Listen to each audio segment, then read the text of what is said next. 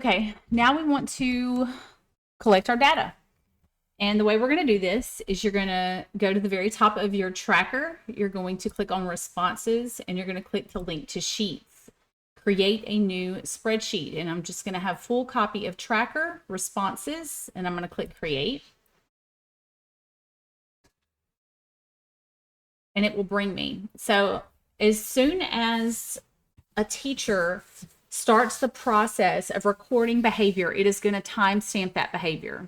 And this helps us because we want to know when the student is more likely to act up or, just to find patterns in student behavior that maybe we can help them with. And it shows all of the different things right here. So on the email address, that's going to be the teacher that actually they have to be signed into Google.